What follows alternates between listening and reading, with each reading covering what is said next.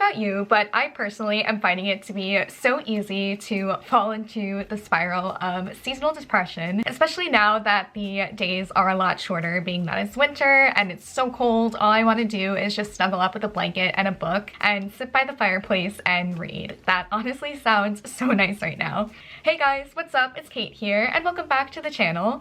So I wanted to share with you my winter night routine because I've picked up a few habits along the way that I feel like really have made a difference in just my overall mood, and I personally feel like whatever you do in the nighttime definitely does affect your morning and whatever energy you bring into the next day. So I hope that this gives you some inspiration for little things that you can incorporate into your evenings just to make them feel a little bit more cozy, especially during this difficult season. So yeah, that's pretty much it. Hopefully you guys enjoy. Don't forget to give this a thumbs up and subscribe, join the fam. Let's just go ahead and get into it.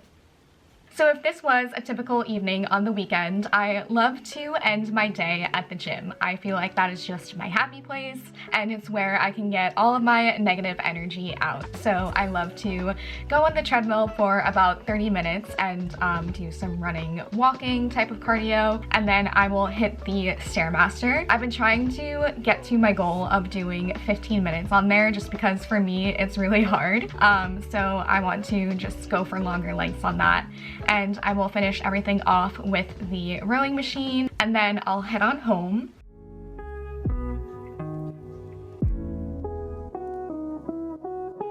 And once I'm at home, I will take an everything shower. And I love to romanticize this by playing some relaxing, smooth jazz type of music with lighting a candle. And it's just really my time to kind of unwind and just process everything that happened during the day.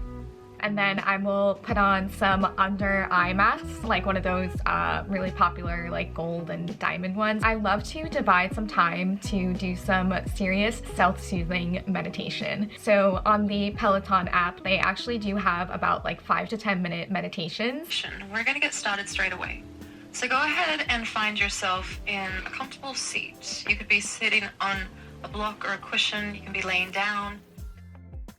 So I will sit down and just do some deep breathing exercises along with some tapping and like soothing of my temples. I often find that that is such a great way to just release anything left over and it just kind of settles me into the rest of my unwinding. So this is the part of the night where I will cook my dinner, and I'm not the best chef or cook in the world, but I do have some of my favorite recipes that I always will go to throughout the week, and they are so simple to make and just really convenient for meal prepping if you have a busy day at work or something like that. For the sake of this video, I figured I would make kind of like a lemon chicken orzo type situation. So yeah, I'm just going to be showing you guys how I make that. And then I also always love to watch a comfort show. Since the Olympics are on this week, I'm going to be watching the figure skating. I used to do that, and so it just warms my heart to see them and yeah, hear the commentary and everything. So let's go ahead and get cooking.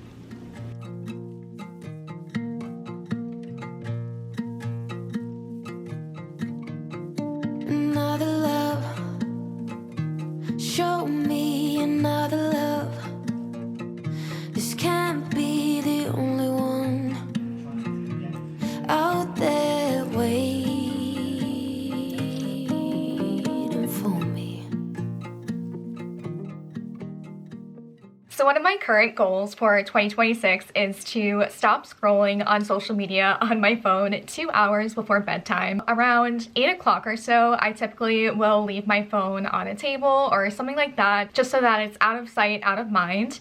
And what I've been doing instead of going on social media and things like that is reading a book. I am on the Throne of Glass series. I believe I'm on the second part of the story. So if you guys have any other book recommendations that you have for me, please let a girl know. I often listen to Mel Robbins in my free time, and honestly, I just think that she has some insightful advice, especially on the idea of managing your free time after having a busy schedule. And one of the tips that I did pick up from her is to have a set bedtime for yourself. Even though that sounds like such a simple, basic thing that we learn as humans, it is so helpful to do that because then your body will start to naturally get ready for bed around the same time consistently every night. and then it'll just make waking up early the next day so much easier. So typically I like to be in bed in my covers around like 10:30, and then that will allow me to wake up around a solid 7 o'clock.